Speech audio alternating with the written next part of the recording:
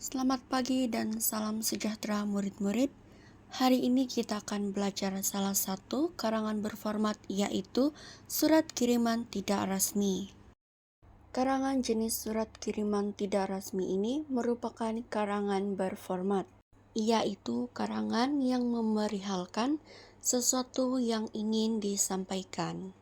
Surat kiriman tidak rasmi ini merupakan surat-surat pribadi yang ditulis kepada ahli keluarga, sahabat, guru, penjaga, dan sebagainya.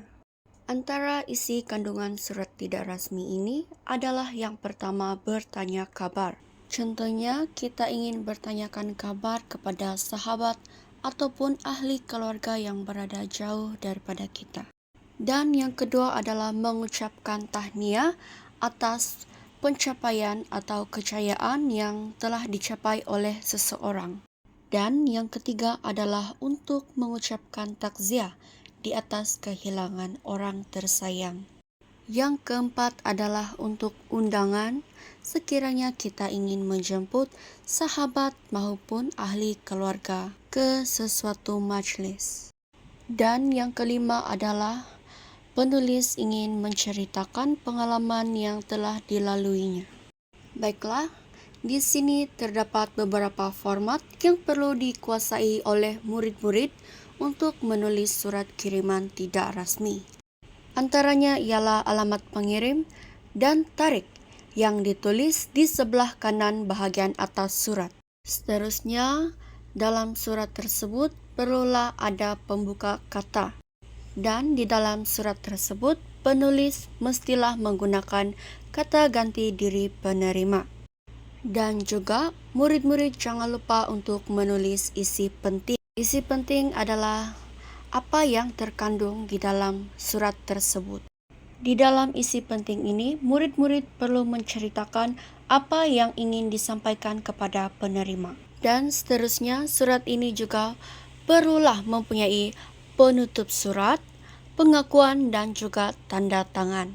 Bersama ini juga disertakan format bagi surat kiriman tidak rasmi.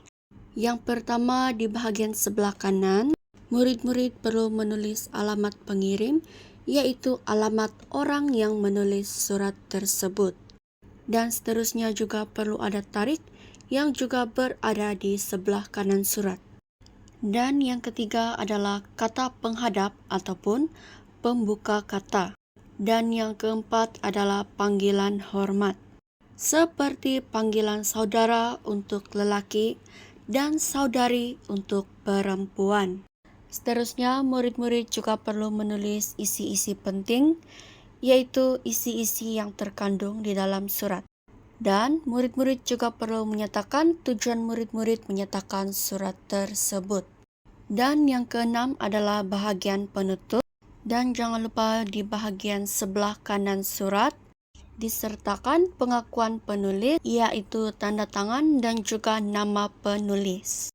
Bersama ini disertakan contoh surat kiriman tidak rasmi yang bertemakan pelancongan bagi rujukan murid-murid. Coba murid-murid teliti pada surat ini. Murid-murid dapat melihat alamat yang berada di sebelah kanan surat yang menunjukkan bahwa penulis surat ini berada di kota Kinabalu, Sabah. Kita lihat pada perenggan yang pertama, penulis bertanyakan kabar sahabatnya yang berada di Sarawak dan juga menyatakan keadaan dirinya. Seterusnya, murid-murid juga dapat lihat bahwa penulis menggunakan panggilan hormat saudari untuk sahabatnya.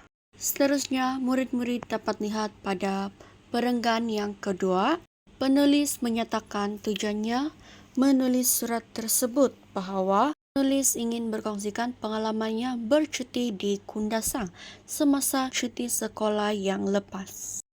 Pada perenggan yang seterusnya, penulis juga menyatakan keadaan apabila penulis telah tiba di Kundasang, di mana penulis merasakan udara yang nyaman berbeza daripada di bandar. Penulis juga menceritakan bahwa beliau berpeluang untuk melawat Taman Kinabalu yang penuh dengan bunga berwarna-warni. Pada perenggan yang seterusnya, Penulis juga menceritakan bahwa dia juga sempat singgah di suatu tempat yang bernama Desa Dairy Farm, di mana tempat itu kelihatan seperti di luar negara karena pemandangannya yang hijau dan juga luas. Penulis juga menceritakan bahwa penulis melihat lembu-lembu tenusu yang comel dan juga merasa ais krim segar yang sangat sedap. Tidak lupa juga penulis membeli sedikit cendera hati untuk dijadikan sebagai kenangan. Pada perenggan yang seterusnya, murid-murid dapat lihat bahwa penulis juga menceritakan perasaannya apabila dapat bercuti di Kundasang. Penulis juga menyatakan harapannya terhadap sahabatnya itu agar mereka dapat menikmati keindahan Kundasang bersama-sama pada lain waktu. Pada perenggan yang terakhir, penulis menyampaikan salam kepada keluarga sahabatnya dan meminta rakannya agar membalas suratnya kembali. Dan di sebelah kanan juga disertakan tanda tangan penulis, yaitu ditulis oleh Feni. Semoga selepas ini murid-murid dapat menulis surat kiriman tidak resmi dengan baik. Sekian sahaja pengajaran untuk hari ini.